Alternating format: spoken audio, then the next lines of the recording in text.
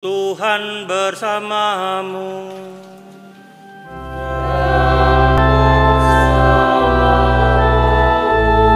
Inilah Injil suci menurut Lukas.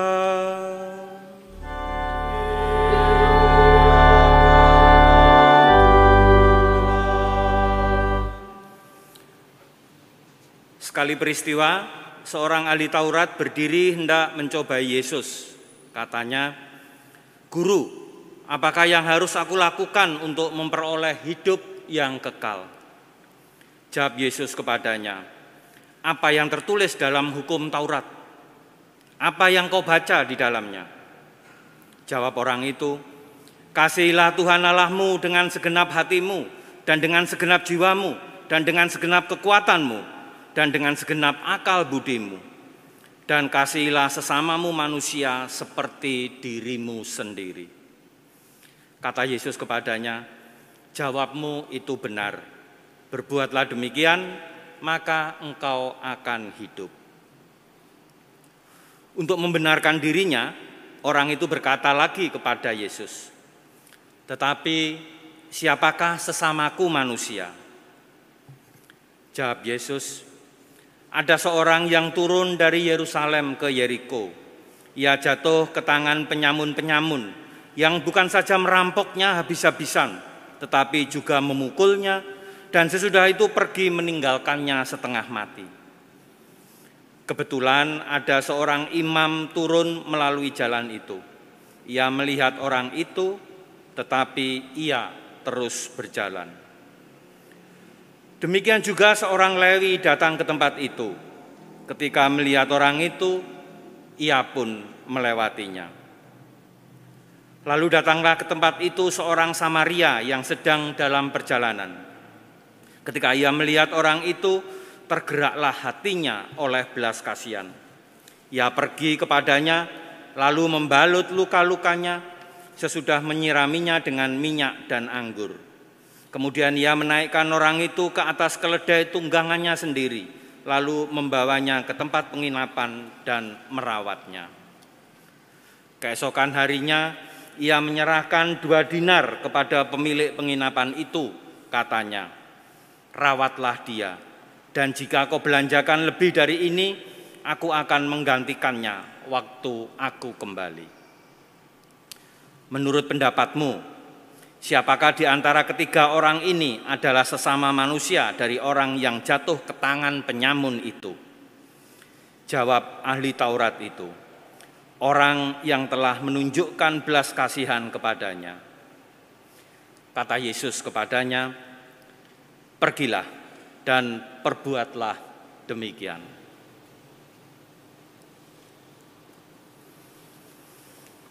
Demikianlah sabda Tuhan.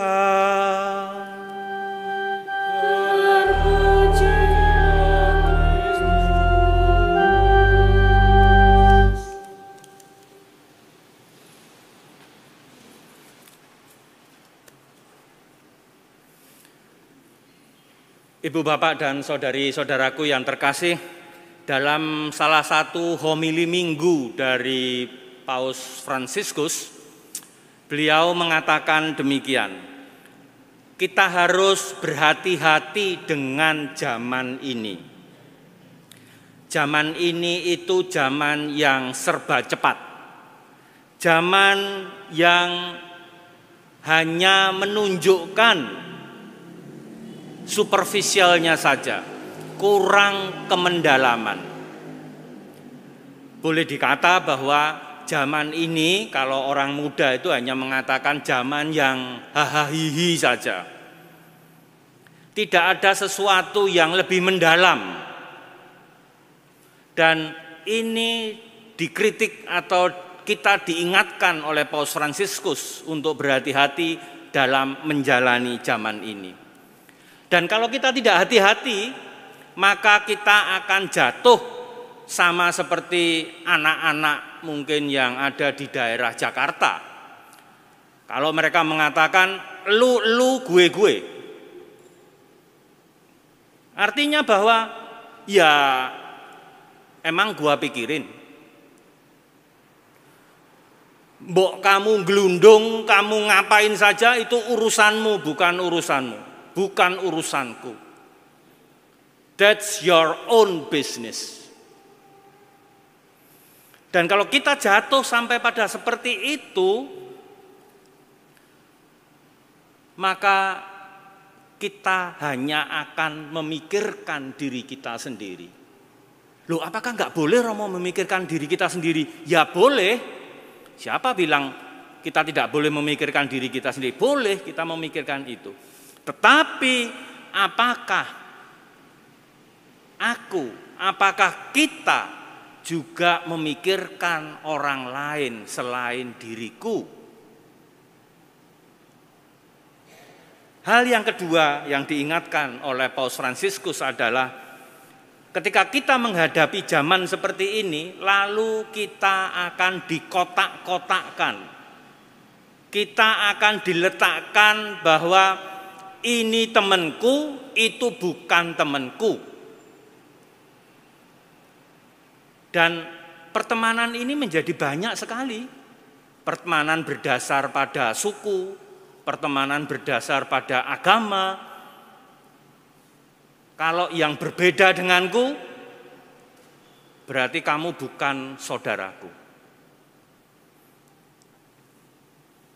Dan akhirnya hal-hal semacam ini akan membawa klaim-klaim. Kita dapat ngeklaim bahwa surga itu milikku. Kita dapat mengklaim bahwa ibadat yang benar itu seperti ini. Kita dapat mengklaim bahwa agama yang paling baik, paling suci itu adalah ini. Yang lain tidak. Lalu kita juga bisa bertanya, apakah dengan demikian kita tidak boleh memikirkan hal seperti itu, Romo? Boleh.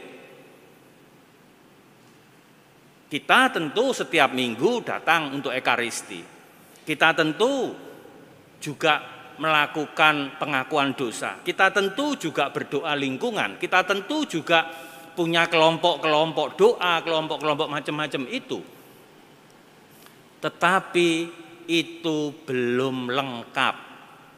Kalau akhirnya kita jatuh pada pengkotak-kotaan, kita jatuh pada klaim-klaim yang menunjukkan bahwa akulah, kitalah yang paling superior di antara yang lain. Dan kalau ini terjadi, maka seperti apa tadi yang dikatakan oleh Yesus, bahwa kita tidak akan mendapatkan hidup itu.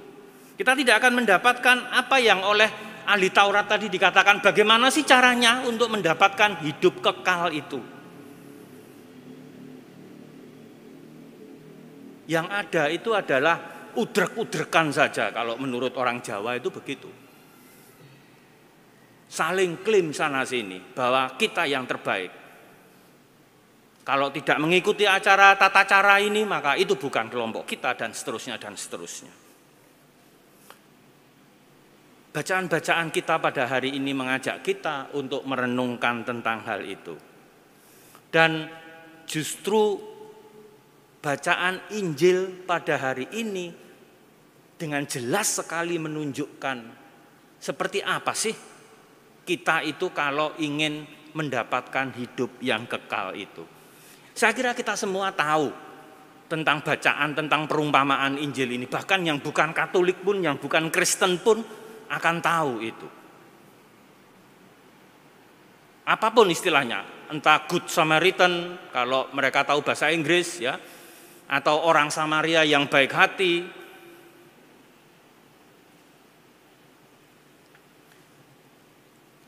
Sebelum kita masuk ke perumpamaan tentang orang Samaria yang baik hati tadi, mungkin baik kalau kita melihat latar belakangnya. Kenapa sih Yesus itu kok memakai perumpamaan itu? Kenapa Yesus kok bercerita tentang hal itu? Untuk menunjukkan sebenarnya siapa sih kita ini, siapa sih saudara kita itu. Pada zaman Daud, Salomo, itu kerajaan Israel itu satu. Tapi kemudian setelah itu kerajaan Israel itu terbagi dua. Israel Utara dan Israel Selatan. Israel Selatan ini banyak dihuni atau mungkin juga dikuasai oleh anak keturunan dari Yehuda. Sedangkan yang di atas, yang utara itu dari anak keturunan Yusuf. Mereka adalah anak-anak dari ketika pembuangan di Mesir itu. Nah, yang menarik bahwa walaupun mereka sama-sama Israel, tetapi mereka itu tidak mengakui. Mereka itu bermusuhan. Bapak, Ibu, dan saudara-saudara sekalian tentu melihat bagaimana ketika Yesus menjumpai orang Samaria, wanita Samaria di pinggir sumur itu, ya, ada perbedaan di antara mereka. Nah, tepat disinilah Yesus ingin mengatakan bahwa lihat, imam yang sesuku denganmu, Lewi yang sesuku denganmu tidak menolong. Tetapi musuhmu justru menolong. Dalam hal ini Yesus sungguh menampar ahli Taurat itu. Dan juga mungkin menampar kita. Kalau akhirnya kita merasa bahwa sebenarnya saudara kita itu siapa toh? Apakah hanya orang-orang sesuku? Ataukah orang-orang yang seagama? Atau orang-orang yang hanya ada di Jogja ini saja? Sama seperti tadi itu, ya. Ada imam yang hanya melihat saja lalu pergi, ada orang Lewi yang melihat saja lalu pergi. Dalam arti tertentu bahwa belas kasihan, perhatian itu mengatasi segalanya. Belas kasihan, perhatian, cinta kasih itu mengatasi suku, agama, ras, antar golongan, dan seterusnya itu. Kita itu sama dalam hal belas kasih, perhatian, dan bagaimana kita mau menunjukkan empati kita. Tidak ada lagi bahwa saya bisa menolong hanya kalau orang Jawa saja, atau saya hanya bisa menolong kalau saya orang Batak saja. Tidak.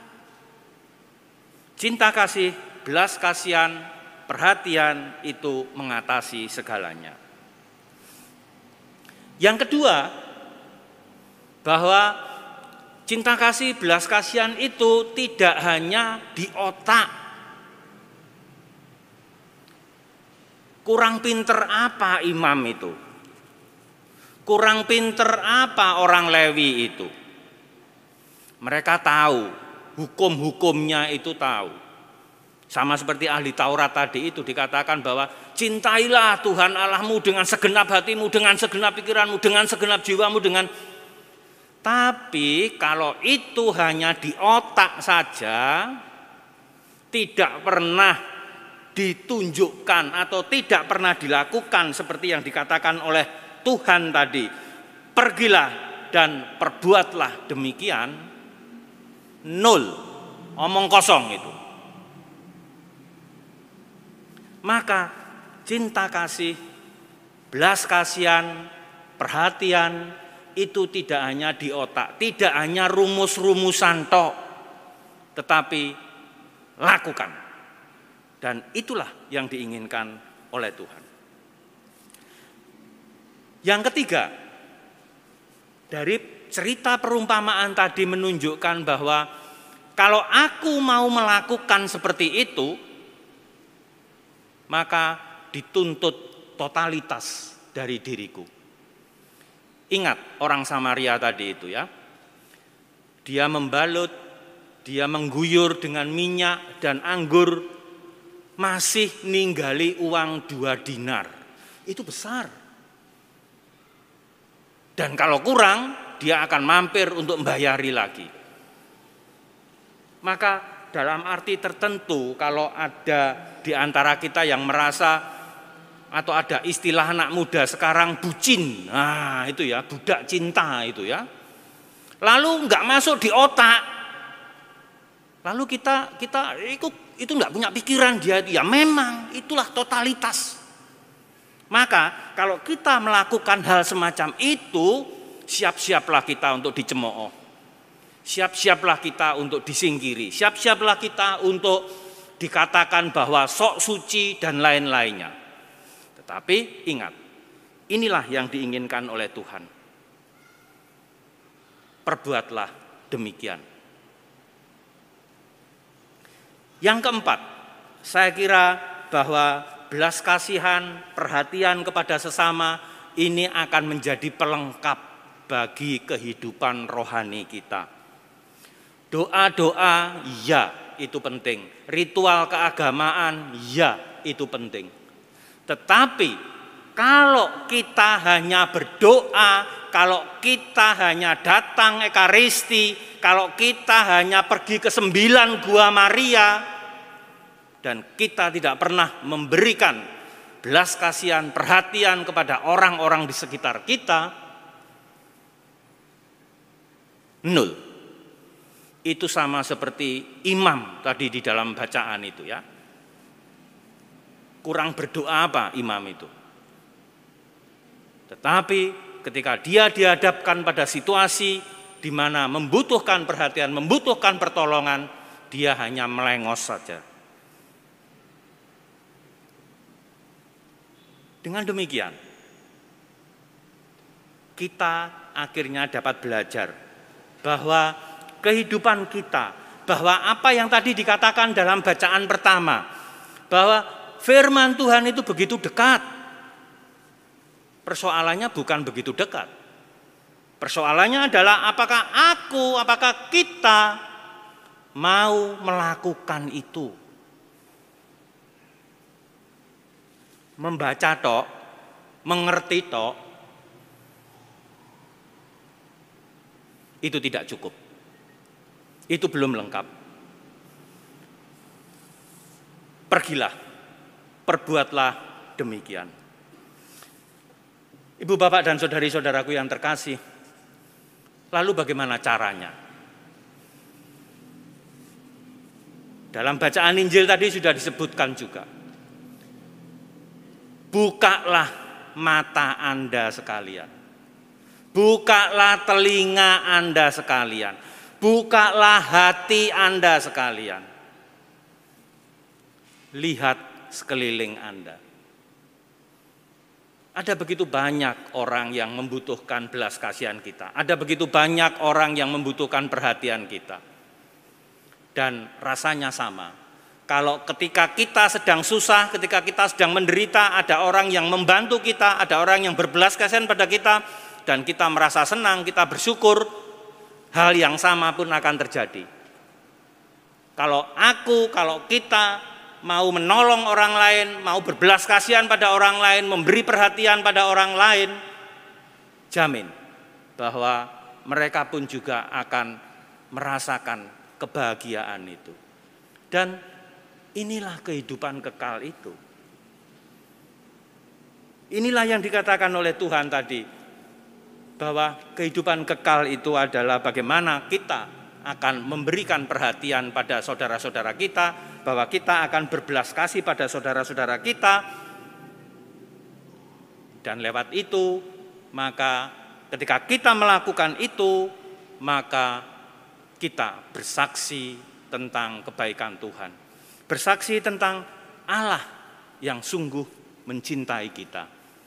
Ibu, bapak, dan saudari-saudaraku yang terkasih, kita mohon rahmat agar semakin lama kita pun juga semakin PK terhadap orang-orang di sekitar kita. Dan terlebih lagi adalah kita mohon kekuatan agar kita tergerak hati kita untuk melakukan, untuk berbuat sesuatu bagi orang-orang yang membutuhkan, yang hadir, yang ada di sekitar kita, siapapun itu. Jangan memandang suku, agama, ras, ataupun golongan. Merekalah saudara kita. Kita mohon rahmat untuk itu. Amin.